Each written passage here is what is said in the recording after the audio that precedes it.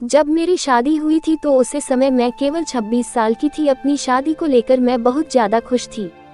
ऐसा इसलिए क्योंकि मुझे यकीन था कि मेरे माता पिता की तरह मेरा वैवाहिक जीवन भी काफी अच्छा होगा, उन्हें हमेशा खुश रखेगा। लेकिन मैं नहीं जानती थी कि मेरी किस्मत में कुछ और ही लिखा था। शादी से पहले मैं अपने होने वाले पति से 1 से 2 बार ही मिली थी।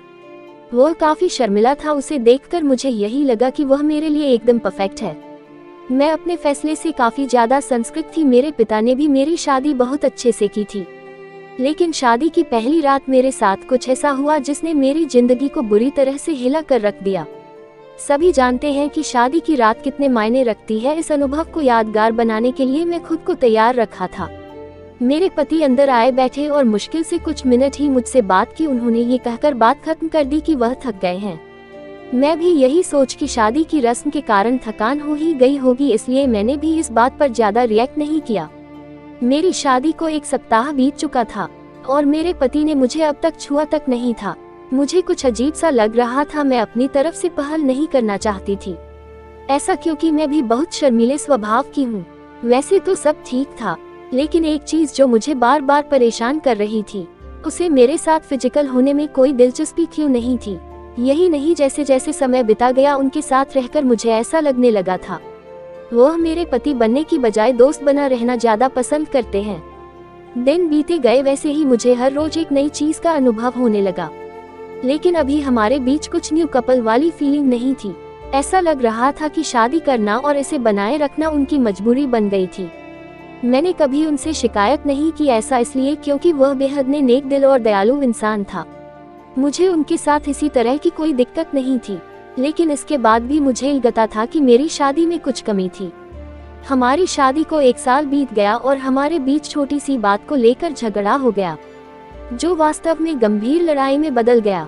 मेरे मन में जो गुस्सा था तो मैं कह दिया कि मैं एक पति के लिए तरस रही हूँ, जो मुझे कभी नहीं मिला। जैसे ही मैंने ये शब्द बोले, मेरे पति एकदम से चुप हो गए और बिस्तर के किनारे पर जाकर बैठ गए। मैं जब उन्हें रोता हुआ देखा तो मैं चुप हो गई। वो रो रहे थे, मैं दंग रह गई। ऐसा इसलिए क्योंकि मैं आज तक उन्हें मेरे सामने कभी इतना कमजोर होते नहीं देखा था। मैंने उन्हें परेशान देख दिलासा दिया। तभी उन्होंने मुझसे माफी मांगी और कहा कि उनका इरादा मुझे चोट पहुंचाने का बिल्कुल भी नहीं था, लेकिन उन्हें महिलाएं पसंद नहीं है। मैं अपनी जगह पर खड़ी हो गई। उन्होंने कबूल किया कि वह समलैंगिक है। मैं कुछ समझ नहीं पा रही थी। मैंने फिर पूछा कि आप समलैंगिक है, तो उससे मेरी तरफ देखा और कुछ नहीं कहा। मैं यही सोच रही थी कि मेरी शादी बस एक दिखावा थी। मैं बिस्तर पर चुपचाप लेट गई और हकीकत से भगाने के लिए सोने की कोशिश करने लगी, लेकिन मैं अच्छे से जानती थी यह सपना नहीं है। मेरे पति पुरुषों को पसंद करते हैं, मुझे ये बात हर हाल में स्वीकार नहीं थी। लेकिन इस दौरान मेरी अपनी खुशी का क्या, मैं अपनी खुशी की परवाह न किए बगैर उनके साथ जीवन भर शादी का धूम रचाने का फैसला किया। हालांकि मुझे धोखा देने के लिए उन्होंने मुझसे माफी मांगी। उन्होंने कहा वह सब कुछ मुझे बताना चाहते थे, लेकिन उन्हें लगा कि वैवाहिक जीवन में व्यस्त होने के बाद शायद वह बदल जाएंगे। लेकिन ऐसा नहीं हुआ। हमने फैसला किया कि अब ऐसा नहीं चल सकता, हमें किसी न किसी निष्कर्ष पर पहुंचना ही था। ऐसे में हमने तलाक की अर्चित दया की, जिसकी वजह से हमारे परिवार के बीच संबंध खराब हो गए। लेकिन मेरे और मेरे पति के बीच दोस्त के रूप में रिश्ता बहुत मजबूत हो गया है। मैंने उन्हें समझा और उनकी भावना की कदर की पहचान थी कि मुझे ऐसे व्यक्ति मिले, इसके साथ मैं हमेशा खुश रही। हमारा ये कदम उन बंधों से मुक्त करने के लिए जरूरी था जो हमें दुखी और अधूरा शादी में जोड़ी रखना चाहते थे। लेकिन मुझे खुशी है कि हमने समाज की परवाह नहीं की, बल्कि अपनी खुशी के बारे में सोचा। सच कहूँ तो आज मैं बेहद खुश हूँ।